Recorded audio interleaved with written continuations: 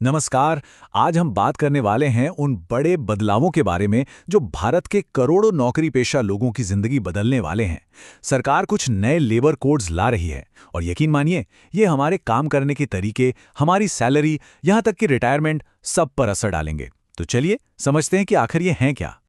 जरा सोचिए, अगर काम करने के घंटे, छुट्टियों के नियम और जो सैलरी हाथ में आती है उसका पूरा हिसाब किताब ही बदल जाए तो कितना कुछ बदल जाएगा, है ना? बस यही सवाल आज हमारी बातचीत का सेंटर पॉइंट है। अच्छा, तो ये सारे बदलाव आ रहे हैं नए लेबर कोड्स के जरिए। हम क्या करेंगे, हम इन्हीं कोड्स को उठाएंगे और सैलरी पर काम करने वाले लोगों के लिए जो 6 सबसे बड़े बदलाव हैं उन्हें एक एक करके समझेंगे। इससे पूरी पिक्चर क्लियर हो जाएगी कि आगे होने क्या वाला है।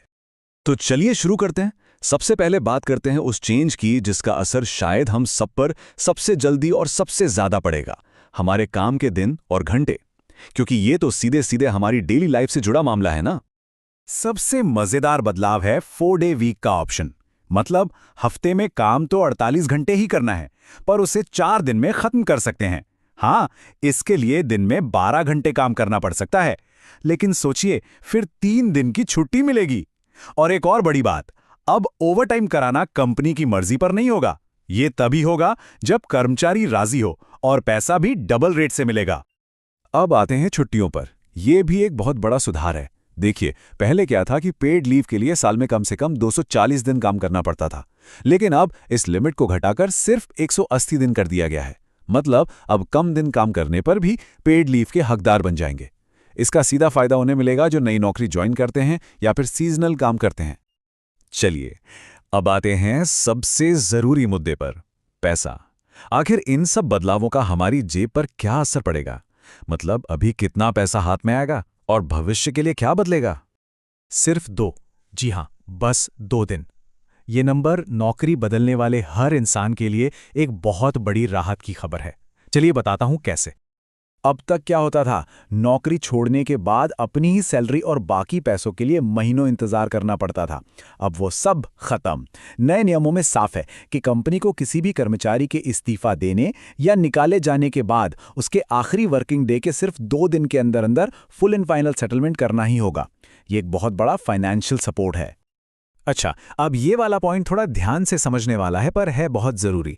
नए नियम कहते हैं कि किसी की भी टोटल सैलरी का कम से कम 50% हिस्सा उसकी बेसिक सैलरी होनी चाहिए। अब सवाल यह है कि ऐसा क्यों? क्योंकि जो पीएफ और ग्रेच्युटी करता है ना, वो बेसिक सैलरी पर ही कैलकुलेट होता है। तो जब बेसिक सैलरी बढ़ेगी तो इन दोनों फंड्स में ज्यादा पैसा जमा होगा।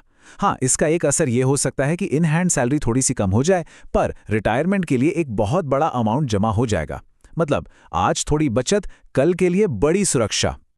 ग्रेच्युटी में भी एक जरूरी बदलाव है, और ये खास तौर पर फिक्स टर्म कॉन्ट्रैक्ट पर काम करने वालों के लिए है। पहले उन्हें ग्रेच्युटी के लिए 5 साल तक एक ही जगह काम करना पड़ता था। अब ऐसा नहीं है। अब सिर्फ 1 साल की सर्विस के बाद ही वो ग्रेच्युटी के लिए एलिजिबल हो जाएंगे। हाँ, जो परमानेंट एम्प्लॉई हैं उनके लिए 5 साल वाला नियम अभी भी वैसा ही है। अब आते हैं इन सुधारों के शायद सबसे बड़े और सबसे जरूरी पहलू पर, और वो है सोशल सिक्योरिटी, यानी सामाजिक सुरक्षा का दायरा बढ़ाना। ये एक ऐसा कदम है जो लाखों लोगों की जिंदगी पर सीधा असर डालेगा।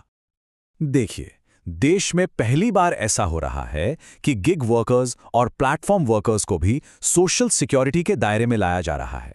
मतलब वो लोग जो ऑनलाइन फूड डिलीवरी करते हैं, कैब चलाते हैं या ऐसी दूसरे ऐप बेस्ड काम करते हैं, अब उन्हें भी पीएफ, ईएसआईसी और इंश्योरेंस जैसी सुविधाएं मिल पाएंगी।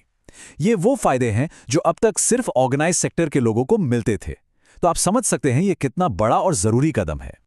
तो ठीक है, हमने ये सारे बदलाव एक एक करके देख लिए, पर अगर इन सबको एक साथ रख कर देखें तो असल में तस्वीर क्या बनती है?